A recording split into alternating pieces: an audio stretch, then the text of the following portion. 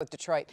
Mayor Mike Duggan was up there this week again lobbying for that funding. We're getting very close, I think, to passing some of these bills, and also hearing that some of the unions are starting to kick in some funding, something that you didn't think that maybe we'd see. I'm surprised. I mean, but I think that's really what's moving this deal forward. AFSCME had been very much opposed to the grand bargain, to the plan of adjustment. I think AFSCME still opposed, but the difference this week is they're neither supporting nor actively objecting to the bills on the table. So they freed up their Democratic supporters to go ahead and vote for this package. That was a key development. I think the UAW coming in is going to soothe over some of the objections House Speaker Chase Bolger and others had about the unions not participating in this $815 million grand bargain. I really see things coming together. We're the closest that we've been.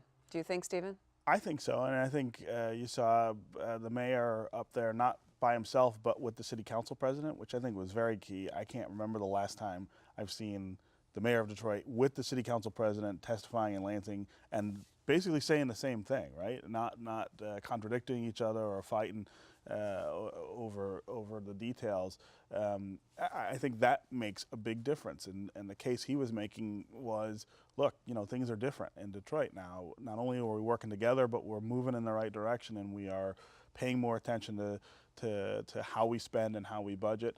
And if you give us this money, it gets us out of the bankruptcy, and we will be able to sort of talk about when we might be able to govern this place without any oversight at all. I thought he did really well and I thought Brenda Jones, the city council president, did very well in her testimony. There is some concern about the parameters for oversight, though. Well, yeah, I mean, and they're being adjusted. They've been being sort of eased all week, they listened. adjusted all week. Right. They were pretty strict to begin. I thought they were. But this is a lot of money for the legislature to commit, and these fellows have to go back home and say, look, we gave Detroit $200 million, but we've got these assurances that the money won't be squandered. So some level of oversight was essential. I believe that what they're coming up with is probably reasonable and fair.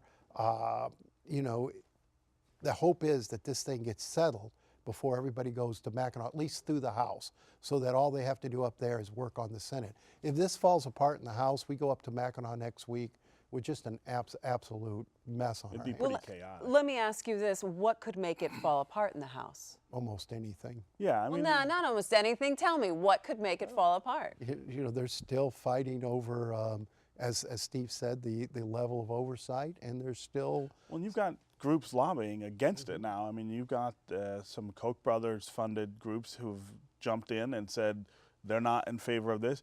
On the other side, you still have far left groups sort of questioning whether they could get a better deal if more of the art was on the table and whether sales were on the table. So you've got this weird alliance right now. Police and firefighters have. Police and firefighters have. So what, on far right and far left? Far right and far Almost left, from both everywhere. sort of saying, well, we're not sure about this for different reasons.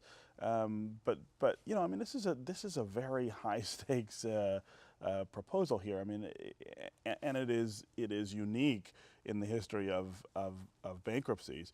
Certainly everything in this bankruptcy is unique in the history of municipal bankruptcies because we've seen so few of them.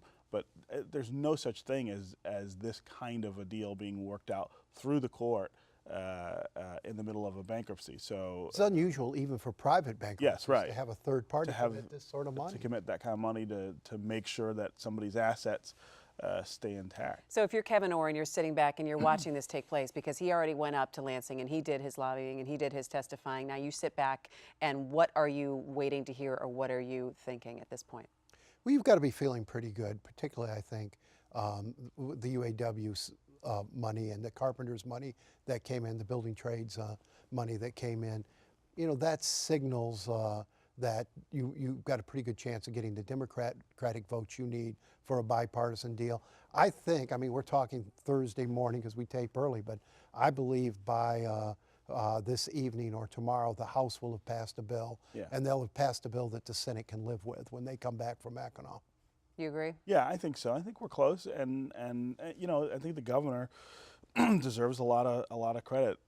He's been the one who's pushed this through Lansing and gotten people to think about, you know, the importance of the city and the importance of getting through the bankruptcy. And you know, it looked just a couple weeks ago like maybe this wasn't going to happen and that it'd just be too tough.